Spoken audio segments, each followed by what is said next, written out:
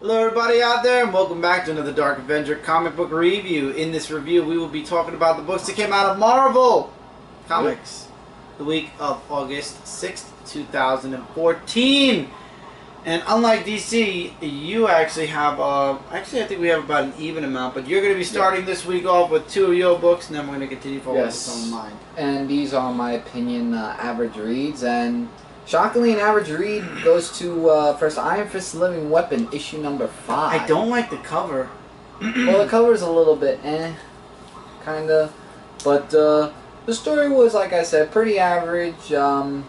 It basically talks about, about the last issue of where he was fighting off against these demons, whereas Pei, who knows Kung Fu, she goes one-on-one against this person right here, and I think her name was Brenda, helps her, and Iron Fist just gets beaten badly by his father, who I don't believe is his father. All works okay, a little bit sketchy still, but it's okay.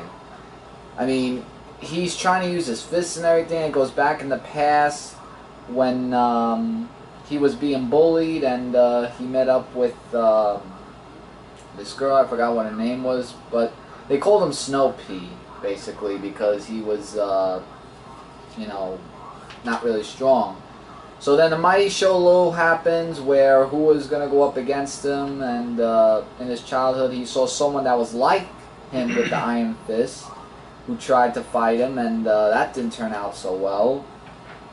And then goes back then into the present, where his father tells him about other things, and if you want to know, read the book. There is a lot of dialogue though, and then there's this person that comes in to help him out, and let's just say in the end, for Pei, she unleashes something, and that's gonna be very, very chaotic of what's going on. So, an average read, I'd say pick it up if you've been reading all along like I have. I know you say ugh, but I would say I would have dropped it after this issue. And still continuing on, the Superior Foes of SpiderMan issue number 14, which was also another average read. I don't know why it's called Superior still, because, it's, like you said, Superior's been gone and everything. And it's, well, not anymore, but we'll get into that later. Well, yeah. And it goes to Boomerang's house where the Shocker is, because he hid out with the head of, oh wow, why is it, the head of, I think, something. But anyway, it's more of an origin of Overdrive, about how he became a superhero and how he wanted to be one. Like, he wanted to be like Spider-Man, getting bitten, and also the Gamma Bomb to be like the Hulk. And I like his story though, and if you want to read more about it, definitely you can. And then it talks about the bus, like how, like, remember a few issues back where we saw the bus and everything, like, he actually talks about that a little bit as well, with some more artwork, which is really good. And it was because these people were following him, and the only way to unfollow them was to use a school bus to get away. And the Speedster and I think his name's Speedster, and the Boomerang, like, they're laughing because it was so funny. Along with that, I think his name's either Quickster or Speed Demon, I don't know. But anyway, so Boomerang actually said one thing that offended the Shocker, and he technically said that he is not the weakest link no more. So that's something. And with the head of Silvermane, thank you, that's the name. The head of Silvermane. That's going to play also another part to Shocker. So, yeah. New Warriors issue number 8. We finally get the origin of how Hayachi became an Inhuman, but we all knew of it already. The Terrigen Mist went through New York. He got sucked into it. He became a Inhuman. While above them, the New Warriors show up, and they're there to save him and fire, I knew I was going to forget it, Sun Girl. And Lash's followers basically end up trying to beat up on them. It fails. We get more origin on Hayachi. Hayachi tries to save Sun Girl. He goes up against Lash. He goes up against a couple of the Inhumans. The New Warriors show up, and it's the New Warriors versus the Inhumans. It's a very heavy, you know, fighting book. Things don't look so good for the Inhumans, and then just as things look their bleakest, Lash actually backs. While he wanted to take Hayachi, one of the others decided to use his powers to enslave other Inhumans in Lash's name, and Lash doesn't like it. He ends up killing the guy, and he's like, you know what? I'll see you soon, and they leave. So basically everybody's back, everybody's fine, the New Warriors are still together, they're strong, whatever. The end. So the whole thing was Lash kidnapped him, or took him to take with him. Things didn't work out because he's already part of a team, and Lash knew he'd have to go through all the New Warriors to get to Hayachi. So he just chose to leave instead. And then they make the joke, hey, whatever happened to Nova? And then we get a stupid comedic page at the end about where Nova is throughout this whole thing. And I gotta admit, I really didn't like it. I didn't like the way they kind of shafted Nova through this issue. And I'm not sure how I feel about the New Warriors. I'm going to hold on to the book a little bit longer in hopes that maybe things will pick up as the story moves forward. I mean, there is something leading into the next issue at the end of this book, but I'm just hoping it picks up. If it doesn't, I'm holding on to it right now at this point, specifically for the Scarlet Spider, because his story, I have a feeling, is somehow going to reach into this book at some point with Arcee. But if things get any worse, I think I'm probably going to end up dropping it. I'm just not, it's not holding me as much as I thought it would. I do like Hayachi as a character, though, if I'm saying his name right. And this is the conclusion of Original Sin's Hulk vs. Iron Man issue number 4 of Original Sin 3.4, which is once again a versus book. But then we get, and I called it about Iron Man, about the whole regretting thing. It was about the Gamma Bomb. I called it. Because, I mean, that's all he really talked about. So, basically, Hulk and Iron Man, they have a fight with each other. And here's basically where the Hulk took Iron Man, which is where all this happened. And the artwork's like really amazing. And you know, Iron Man's trying to come up with a distraction to get the Hulk, and Hulk's one step further than him, saying that the tricks won't stop him. And he's showing him, Iron Man showing the Hulk about the whole Gamma Bomb thing, of what really happened, and he turns back into Bruce Banner.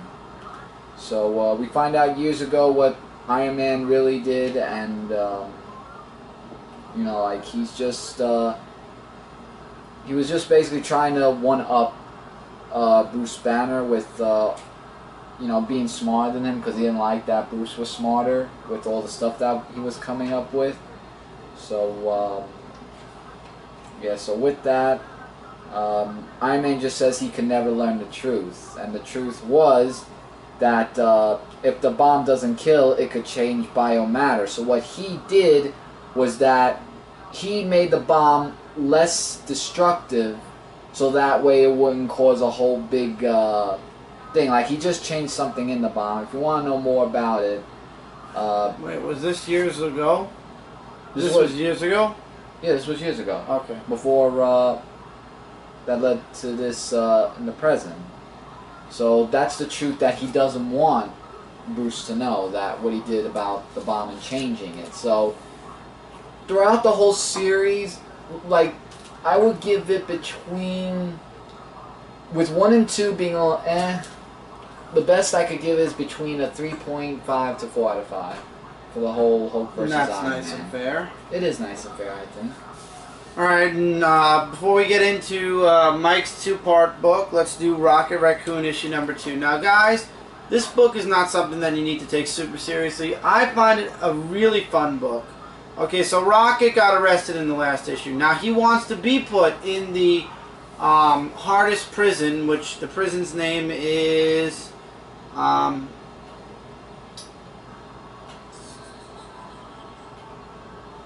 what was it called? Devon 9, because he wants to meet up with somebody who could take him to see somebody else who could take him to find the person that looks just like him that's part of his race. So Rocket's in jail, and now he basically has to escape with this guy. So turns out Rocket actually has Groot with him. So who didn't see that coming, because Groot and Rocket are like peanut butter and jelly. And basically he makes the great escape. He escapes from the prison, and he takes the guy with him so that he can take him to the other guy. I'm not remembering names at this point because it's ridiculous. But it turns out that the person that wanted Rocket in jail wanted him to suffer in jail, wanted him to, end up dying in jail, and that didn't happen. And she ends up killing the warden, or he, I don't know what it is, she or he, but because basically he failed to do that. And then we get to see this humongous armada of ex-girlfriends that Rocket has looking to destroy him. And it's to be continued there. Again, this is a book that's not something that's super heavy, but at the same time it's a fun read. It's an enjoyable read. Would I put it on the Deadpool enjoyable read, like you gotta like the character and the story? No. But for a Rocket Raccoon book, I am enjoying it. Will things possibly get seriouser after this first story arc? Of course. I think things, this is the first story. It's more of just getting into the character. I'm sure that as things move forward, there will be more of a stronger story, so to speak. This is just the first story. It's kind of an intro to the series. I'm enjoying it. I would definitely say it's worth a read. Oh, both. Yeah, because both. Yeah. Alright, so we have two books that I'm going to review, and that is The Punisher, issue number 9, and Black Widow, issue number 9. Both connected. Both connected, and these two meet in the comic book. This shows the Punisher side with Crossbones meeting up with Black Widow on the ship, whereas Black Widow, you find out why she was assigned on the ship and meets with the Punisher. And they have same dialogue, some of them, but in different perspectives, like. So, I'm going to start off with the Punisher, since, I did read Black Widow first, but I thought it's only fair to do the Punisher first, since I read more of him than the Black Widow. So, basically, we see the Punisher is with Crossbones because of what happened in the last issue, and with amazing artwork of him going on the ship where Crossbones is also after him as well. And there's a bomb that is happening, and we don't know why, because, Black Widow explains it in her comic book. And they do meet up with each other, and it's going to be the same dialogue in them. Like, Frank Castle says that he wants to, they plant time explosives all over the ship, and she needs information on stuff, and to just give her a few minutes about that. So going to the Punisher's perspective, while Black Widow's doing her thing, he tries to stop Crossbones along with deactivating the bomb. And what I like about them too is that the Punisher and Black Widow have very differences in killing. Like Black Widow's more killful than the Punisher, obviously. Yeah. And that says a lot, 'cause I thought the Punisher was. So meanwhile, they get out in time where the ship goes boom, and that's basically it. So now, the next day after that, Frank Castle's in jail, and we're going to find out in the next issue how he gets out of it. And that's really... I have a feeling it's going to be with Black Widow. Yeah, but see, here's the thing, though. In here, the Punisher's seen in jail, whereas in Black Widow issue number 9... Oh, let me just fix that before the thing goes out. We find out more about the information about the ship of, of who set her to go out. And it was basically from the S.H.I.E.L.D. agents. And, and then there's Crossbones. And if you want to find out about Crossbones, then you would read about the Punisher. But Black Widow meets up with Crossbones. And then here is Frank Castle, once again with the same dialogue. And a lot of the same dialogue. Yeah, it is a lot of the same dialogue. So basically, if you read it, you could just go through 1, 2, 3. So in Black Widow's perspective, she wants to ask questions of, who owns this ship, and I want answers, and if you don't give me what I want, I'm going to kill you and shoot you, and that's it. So And that's when it goes back to the difference in killing again. Right, and that's the same thing that goes back in the difference of killing. So when they go on the chopper out, she still wants to ask him, you know, who hired you, and I need some answers to all this information. So she just said that some guy bought the boat and hired him, and that was it. And with not knowing the name, you know, that was it. Now here's the next day that you know, they were at the Shield, and we don't see the Punisher there. But there's someone that knows Natasha over the phone. That's an old friend of hers, and we don't know who it is.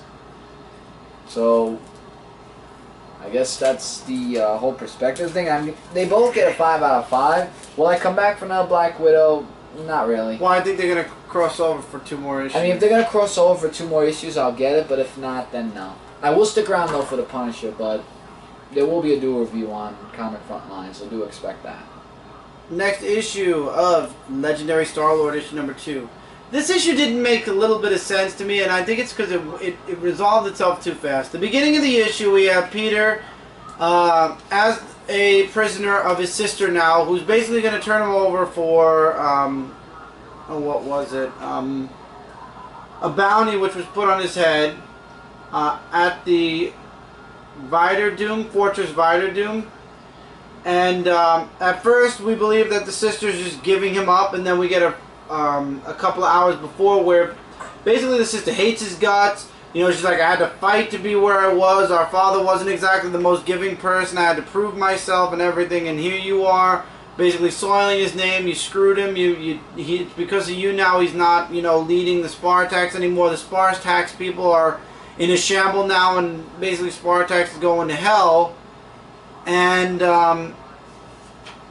he tries to escape, it fails, but he has an idea. And he's like, why don't we take the money and what we'll do is I'll escape, and you could steal more because it's from a crime boss, a space crime boss. So she gets the money delivered into her account. He gets free. Basically, she two times the banker that's giving them the money, and all the rest of the money gets deposited into her account or towards the Spartax as well. And the rest of it's just a humongous firefight between her and Star-Lord versus everybody on the moon. They escape, and then we get a little bit insight into what's going to happen next.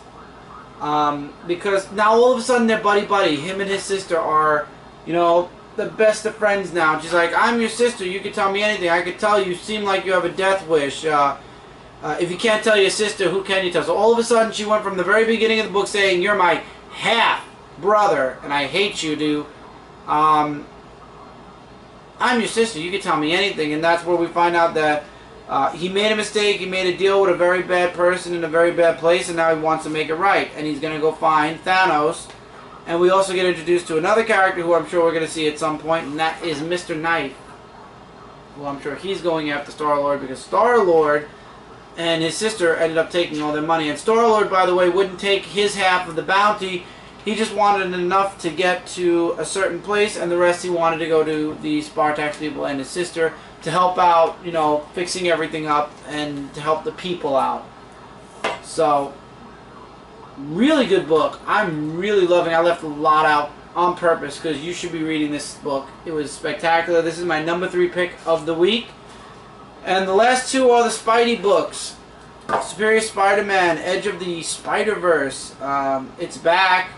So here we go, Superior Spider-Man issue number 32, and it's a $5 book. Just because there's a backup story. Does it justify the $5 price tag? No. Do I hope that the rest of the Superior Spider-Man books aren't $5? They probably are, so I'm not going to say anything.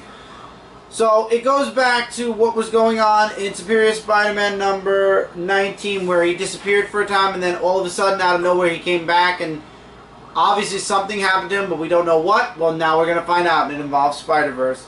So Doc Ock Spidey ends up in 2099, and he's trapped there. So now all he has to do basically is make another portal and go back to his time.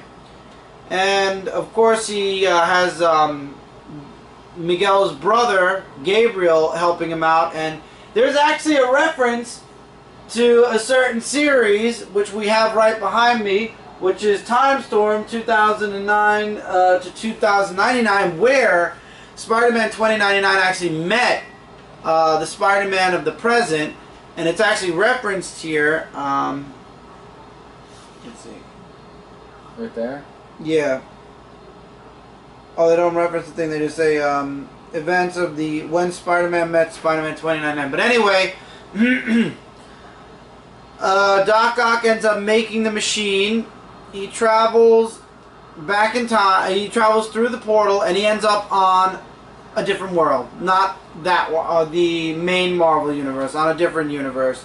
And it's it's the universe where Spider-Man joins the Fantastic Four, and they're the Fantastic Five, and that Spider-Man's dead. So he goes back and he tries again.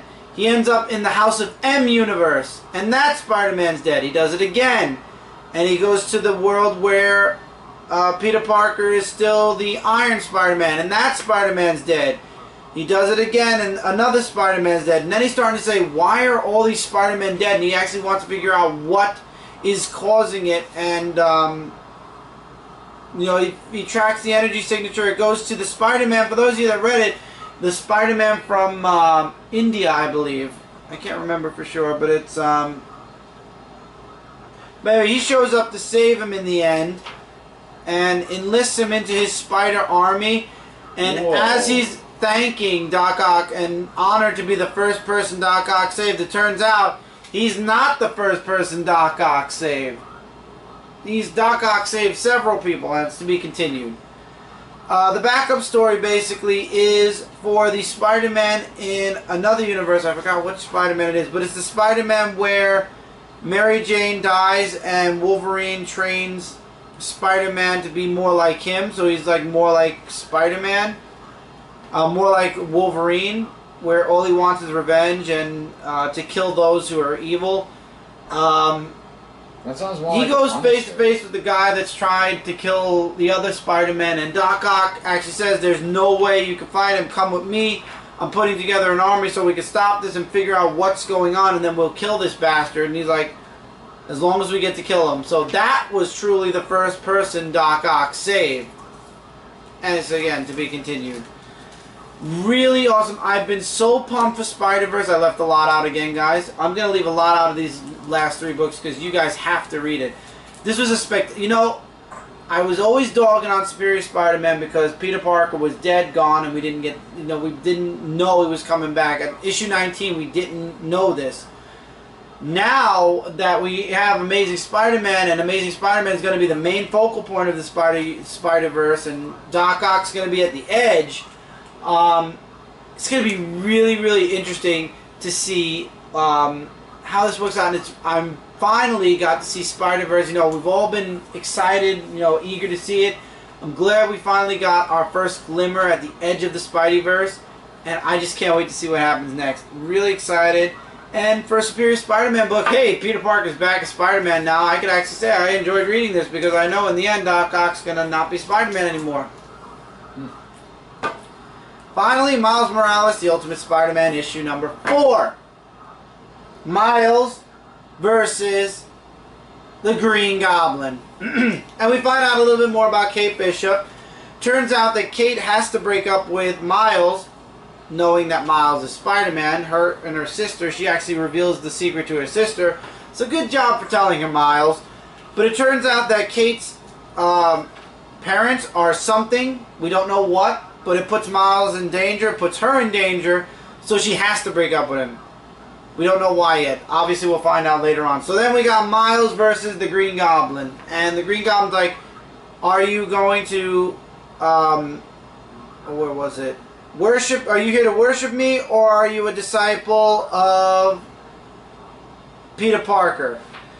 And of course, a little smart remark, and basically Green Goblin says, well, since you honor Peter Parker so much, I'll honor you with the full Peter Parker experience.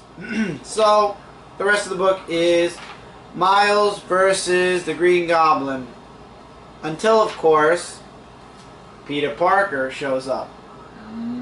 Now, is it Peter Parker? We don't know yet. There are tons of...